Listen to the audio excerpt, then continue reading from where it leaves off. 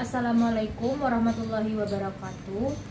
Kami dari kelompok 7 yang beranggotakan saya Siska Junita Putri dan rekan saya Widya Oktavia yang akan mempresentasikan tentang Eropa Selatan dan Tengah.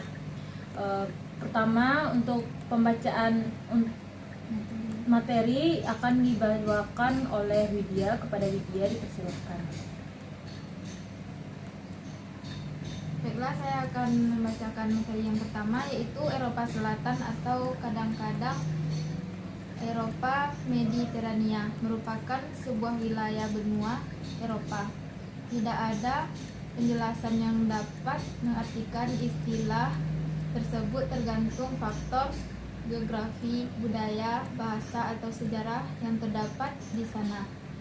Telah disetujui bahwa Spanyol, Portugal, Italia, dan Yunani, lebih umum negara-negara Mediterania di benua Eropa, adalah bagian dari Eropa Selatan. Prancis Selatan dan Turki Barat juga dimasukkan dalam wilayah ini. Secara geografi, Eropa Selatan merupakan setengah daratan Eropa, artinya relatif tanpa batas yang ditetapkan.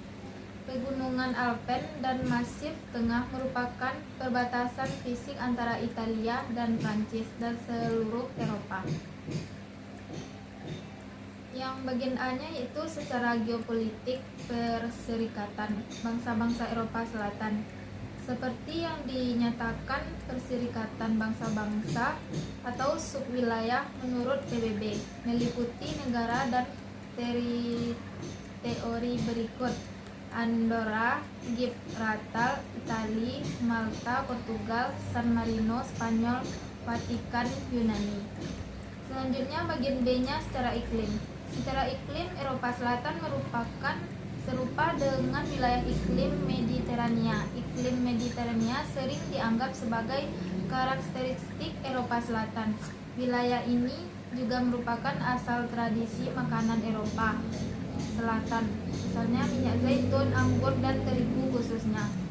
Wilayah Mediterania menampilkan alam yang serupa, atau bukit kering, dataran sempit, hutan pinus, pohon zaitun, dan habitat tradisionalnya. Selanjutnya oleh rekan saya. Selanjutnya itu secara bahasa dan budaya. Eropa Selatan secara bahasa yaitu Latin berwarna biru, wilayah Balkan, negara-negara Slavik Selatan, bekas Yugoslavia, Bulgaria, Albania, dan Yunani berwarna hijau. Negara-negara Eropa Latin sering dikaitkan dengan konsep Eropa Selatan, khususnya Eropa Barat Daya. Yunani dan negara Balkan sering dikaitkan dengan mereka dalam konsep Eropa Selatan, khususnya Eropa Tenggara. Yaitu klasifikasi negara Eropa Selatan. Eropa Selatan merupakan kawasan yang berbatasan langsung dengan Laut Mediterania dan benua Afrika. Kawasan tersebut memiliki beberapa negara, antara lain yaitu Semenanjung Liberia, termasuk dalam Portugal, Spanyol, Andorra, dan Gibraltar. Selanjutnya Prancis yang termasuk ke dalam Korsika, dan selanjutnya Monaco, Semenanjung Italia yaitu Italia, Kota Vatikan, dan San Marino. Selanjutnya Semenanjung Balkan yang termasuk dalam Albania, Bosnia, dan Herzegovina, Kroasia, Montenegro,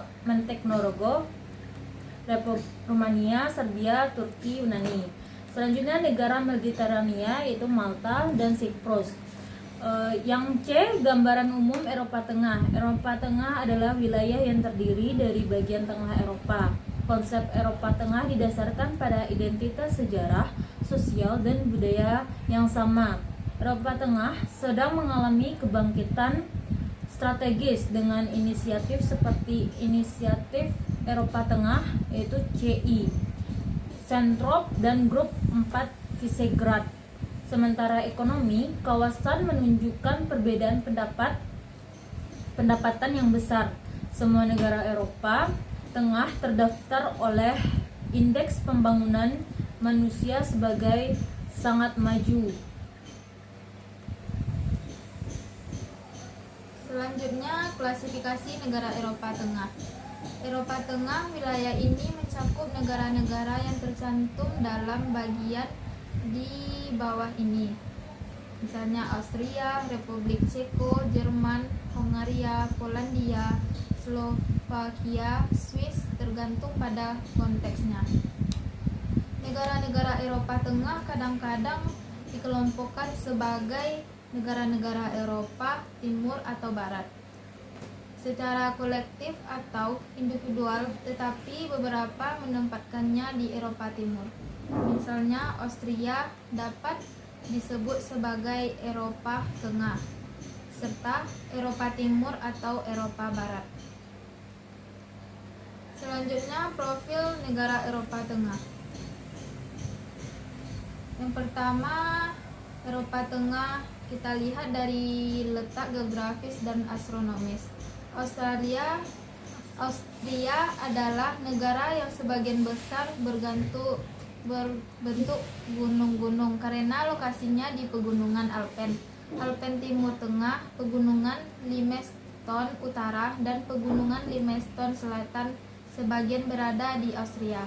Dari total wilayah Austria 84.000 km, hanya sekitar seperempat yang dapat dianggap dataran rendah, dan hanya 32% dari negara ini berada di bawah 500 meter. Letak astronomis negara Austria adalah di antara 46 derajat lintang utara hingga 49 derajat lintang utara dan 9 derajat bintang timur hingga bujur timur hingga 18 derajat bujur timur. Kondisi geologi Austria terdiri dari batuan prakambrium dan mineral bersama dengan batuan sedimen laut yang lebih mudah yang terangkat oleh energi alpin. Sebagian besar batuan Austria terbentuk dalam 540 juta tahun terakhir selama ledakan kehidupan Phanerozoikum. Selanjutnya, klimatologi. Sebagian besar Austria terletak di zona iklim sejuk atau sedang, di mana angin barat yang lembab mendominasi dengan hampir 3/4 negara tersebut didominasi oleh Alpen. Iklim pegunungan Alpen dominan di timur, di dataran Pannonia, dan di sepanjang lembah Danube. Iklim menunjukkan fitur kontinental dengan lebih sedikit 150 hujan daripada daerah pegunungan. Yang keempat, wilayah administratif. Negara bagian Austria bukan hanya divisi administratif, tetapi memiliki otoritas legislatif yang berbeda dari pemerintah federal. Dalam hal budaya, kesejahteraan sosial, perlindungan remaja dan alam, perburuan, pembangunan, dan tata cara penetapan wilayah. Selanjutnya kondisi negara Austria, kondisi ekonomi. Kondisi ekonomi Austria secara konsisten mendapatkan peringkat tinggi dalam hal PDB per kapita karena ekonominya sangat maju dan ekonomi pasar sosial yang berkembang dengan baik. Selanjutnya, budaya dan bahasa. Bahasa Jerman standar Austria digunakan di Austria, meskipun digunakan terutama hanya dalam pendidikan, publikasi, pengumuman, dan situs web sebagian besar identik dengan bahasa Jerman standar Jerman, tetapi tidak dengan beberapa perbedaan kosakatanya. Selanjutnya, Republik Ceko. Letak geografis Republik Ceko. Letak geografis dan astronomis Republik Ceko sebagian besar terletak di antara 45 derajat sampai 51 derajat lintang utara dan 12 derajat sampai 19 derajat. Landscape Ceko sangat bervariasi. Bohemia di sebelah barat terdiri dari cekungan dikeringkan oleh Elbe dan sungai-sungai Vltava, dikelilingi oleh sebagian besar gunung-gunung rendah seperti jajaran Sudete di Kronose. Titik tertinggi di negara ini, Snezka, pada 5.259 kaki terletak di sini. Kondisi iklim. Republik Ceko sebagian besar memiliki iklim laut sedang dengan musim panas yang hangat dan musim dingin yang berawan dan bersalju. Perbedaan suhu antara musim panas dan musim dingin relatif tinggi karena posisi geografis yang terkurung daratan. Selanjutnya, kondisi geologi dari Republik Ceko. Perkembangan geologis wilayah Republik Ceko dipengaruhi oleh kratonisasi masif Bohemian pada akhir Permian dan dengan aktivasi aerogenik simultan dari ruang bawah tanah Karpatian. Terus selanjutnya wilayah administratif. Sejak tahun 2000, Republik Ceko telah dibagi menjadi 13 wilayah,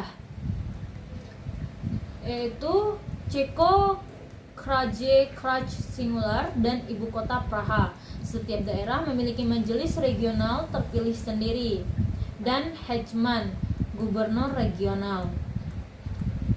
Selanjutnya, kondisi ekonomi Republik Ceko. Kondisi ekonomi Republik Ceko memiliki ekonomi pasar sosial berorientasi ekspor yang maju, berpenghasilan tinggi, serta berbasis pada layanan, manufaktur, dan inovasi yang mempertahankan negara kesejahteraan dan model sosial Eropa. Selanjutnya dibacakan oleh rekan saya. Selanjutnya Jerman. Letak geografis dan astronomis Jerman ini. Jerman berada di Eropa Barat dan Tengah, dengan Denmark berbatasan dengan utara, Polandia dan Republik Ceko di timur, Austria di tenggara, Swiss di selatan barat daya, Prancis, Luksemburg dan Belgia terletak di barat, dan Belanda ke barat laut. Sebagian besar terletak di antara 47 sampai 55 lintang utara dan 6 sampai 15 bentang timur. Selanjutnya, kondisi geologis. Jerman terletak di antara keraton Eropa Timur atau Baltica yang sangat tua secara geologis di sebelah utara dan timur laut yang lebih jauh ke utara. Terexpon sebagai perisai Baltik dan Orogen. Alpin Carpian yang muda secara geologis di selatan, provinsi Kera yang sesuai dan dari Jerman secara geologis setengah baya dan bertambah ke keraton Eropa Timur selama Paleozoikum melalui proses teknik lempeng. Selanjutnya, kondisi klimatologis. Sebagian besar Jerman memiliki iklim musiman sedang yang didominasi oleh angin barat dan lembab. Negara ini terletak di antara iklim Eropa Barat, Samudra, dan benua Eropa Timur. Iklimnya dimoderasi oleh North Atlantic Drift, perpanjangan utara Gulf Stream. Air yang lebih hangat ini mempengaruhi daerah-daerah yang berbatasan dengan laut utara. Akibatnya, di barat laut dan utara iklim laut. Selanjutnya, kondisi ekonomi. Jerman memiliki ekonomi pasar sosial dengan tenaga kerja yang sangat terampil, persediaan modal yang besar, tingkat korupsi yang rendah, dan tingkat inovasi yang tinggi. Selanjutnya, budaya dan bahasa. Budaya di negara-negara Jerman telah dibentuk oleh arus intelektual dan arus utama di Eropa, baik agama maupun sekuler. Bahasa Jerman adalah bahasa lisan resmi dan dominan di Jerman. Bahasa Jerman standar adalah bahasa Jerman Barat dan terkait erat dengan diklasifikasikan bersama bahasa Jerman rendah, Belanda, Afrika, Frisia, dan Inggris. Selanjutnya, Hungaria. Letak geografis dan astronomisnya. Geografi Hongaria secara tradisional telah ditentukan oleh dua saluran air utamanya, Sungai Danube dan Tisza. Sungai Danube mengalir ke utara selatan melalui pusat Hongaria kontemporer dan seluruh negara berada di dalam cekungan drainase Transdanubia yang membentang ke arah barat dari pusat negara menuju Austria adalah wilayah berbukit-bukit dengan medan yang bervariasi oleh pegunungan rendah. Selanjutnya dibacakan oleh rekan saya. Selanjutnya, kondisi geologi. Hongaria sebagian besar ditentukan oleh evolusi geologis Kenozoikum akhir. Cekungan busur belakang yang besar terbentuk karena penipisan kerak anomali dan gradien panas bumi yang tinggi. Adapun selanjutnya klimatologisnya, Hongaria memiliki iklim musiman sedang dengan musim panas yang umumnya hangat dengan tingkat kelembapan yang keseluruhannya rendah, tetapi sering turun hujan, dan musim salju yang dingin. Selanjutnya, ekonomi Hongaria. Hongaria adalah ekonomi campuran berpenghasilan tinggi OECD dengan indeks pembangunan manusia yang sangat tinggi dan tenaga kerja yang terampil, dengan ketimpangan pendapatan terendah ke-16 di dunia. Lebih jauh lagi, merupakan ekonomi ke-15 yang paling kompleks menurut indeks kompleksitas ekonomi. Selanjutnya, budaya dan bahasa. Bahasa Hongaria adalah bahasa resmi dan dominan di Hongaria. Hongaria adalah bahasa pertama ke-13 yang paling banyak digunakan di Eropa dengan sekitar 13 juta penutur asli dan merupakan salah satu dari 24 bahasa resmi dan kerja Uni Eropa. Selanjutnya yaitu negara Polandia. Letak geografis dan astronomis negara Polandia yaitu membentang melintasi beberapa wilayah geografis antara lintang 49 derajat dan 55 derajat dan bujur 14 derajat dan 25 derajat. Di bawah laut adalah pantai Laut Baltik yang 191 membentang dari Teluk Pomerania ke Teluk Gdańsk. Kondisi geologisnya. Struktur geologis Polandia telah dibentuk oleh tabrakan benua Eropa dan Afrika selama 60 juta tahun terakhir, dan baru-baru ini oleh Gletser Quarter di Eropa Utara. Kedua proses tersebut membentuk Sudetes dan pegunungan Karpatian.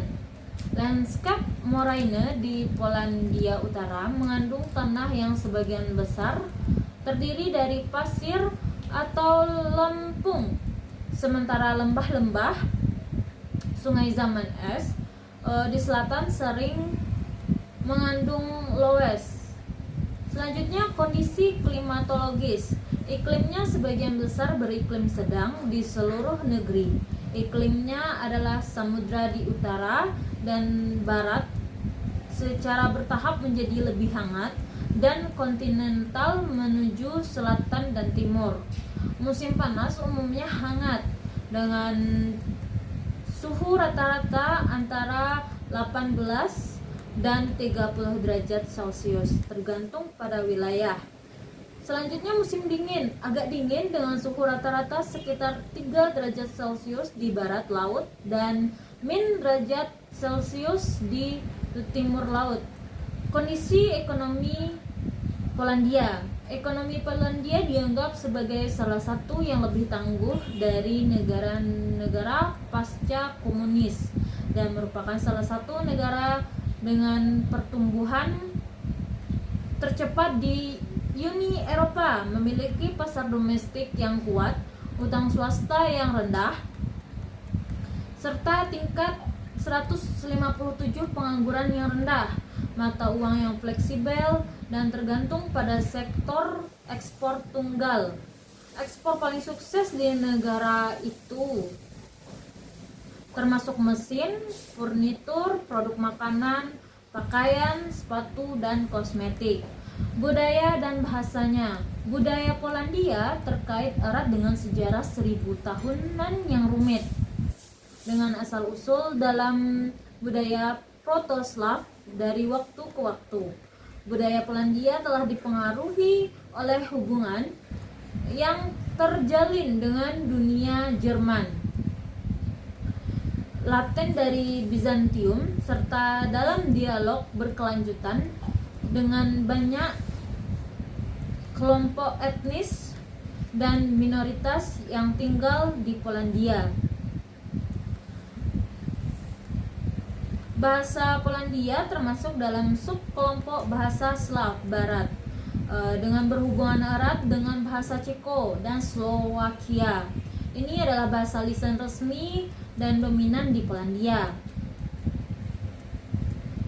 Selanjutnya Slovakia, yang terletak secara geografis dan astronomis. Slovakia terletak di antara garis lintang 4 derajat, 47 derajat dan 50 derajat lintang utara, dan garis bujur 16 derajat dan 23 derajat bujur timur. Sebentang alam Slovakia terkenal terutama karena sifat pegunungannya, dengan pergunungan Karpatian membentang di sebagian besar di bagian utara negara itu. Di antara barisan pegunungan ini adalah puncak-puncak tinggi di wilayah Fatra Tatra, termasuk pegunungan Tatra, Greater Fatra, dan Lesser Fatra. Pegunungan Bijih, Slovakia, pegunungan tengah Slovak atau Beskid. Dataran rendah tersebut terbesar adalah dataran rendah Danubia yang subur di barat daya, diikuti oleh dataran rendah Slovak Timur di tenggara. Hutan menutupi 41% permukaan tanah Slovakia.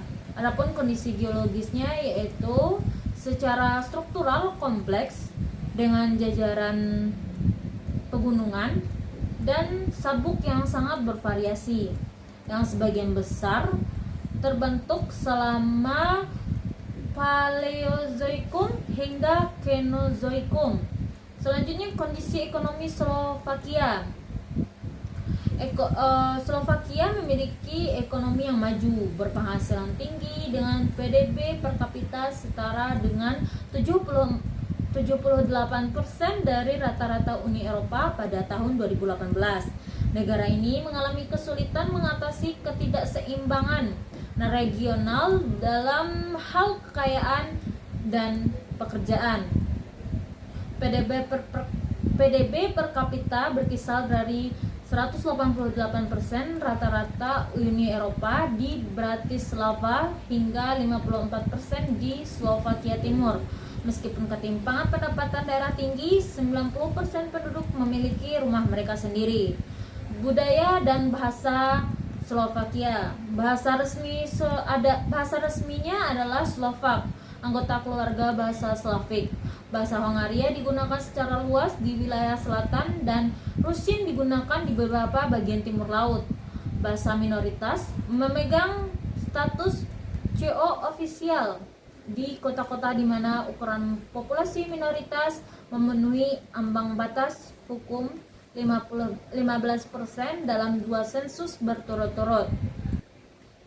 Selanjutnya yang akan dibacakan oleh teman saya. Selanjutnya Switzerland, letak geografis dan astronomisnya meluas melintasi sisi utara dan selatan pegunungan Alpen di Eropa Barat Tengah. Swiss meliputi keanekaragaman lanskap dan iklim yang luas pada area terbatas seluas 41,285 km persegi. Populasinya adalah sekitar 8 juta, menghasilkan kepadatan populasi rata-rata sekitar 195 orang per kilometer persegi. Selanjutnya bagian selatan yang lebih bergunung-gunung dari negara ini jauh lebih jarang penduduknya daripada bagian utara. Di kanton Graubünden terbesar, terletak seluruhnya di pegunungan Alpen. Selanjutnya kepadatan populasi turun menjadi 27 per kilometer. Selanjutnya kondisi geologis. Fenomena geologis yang berbeda membentuk lanskap Swiss yang sebenarnya. Alpin orogeny memiliki efek yang paling terlihat pada lanskap. Istilah ini mencakup seluruh gerakan geologis yang berkontribusi pada pembentukan Alpen. Selanjutnya kondisi ekonomi. Ekonomi Swiss memiliki ekonomi yang stabil, makmur, dan berteknologi tinggi dan menikmati kekayaan besar dengan peringkat sebagai negara terkaya di dunia per kapita dalam berbagai peringkat. Budaya dan bahasa. 3 bahasa utama Eropa resmi di Swiss. Budaya Swiss dicirikan oleh keanekaragaman yang tercermin dalam berbagai adat istiadat tradisionalnya. Suatu daerah mungkin dalam beberapa hal terhubung secara budaya dengan negara tetangga yang berbagi bahasanya, negara itu sendiri.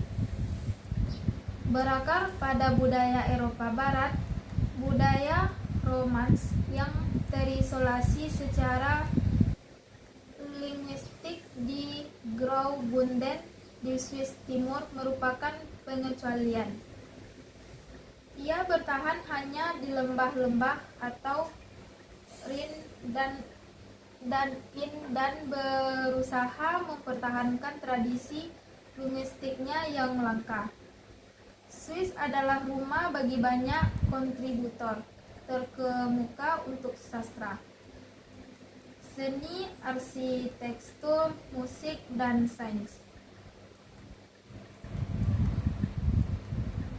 Baik, sekian yang dapat kami sampaikan atau presentasikan. Bila ada kesalahan, mohon dimaafkan. Wabillahi taufiq wal hidayah. Wassalamualaikum warahmatullahi wabarakatuh. Waalaikumsalam warahmatullahi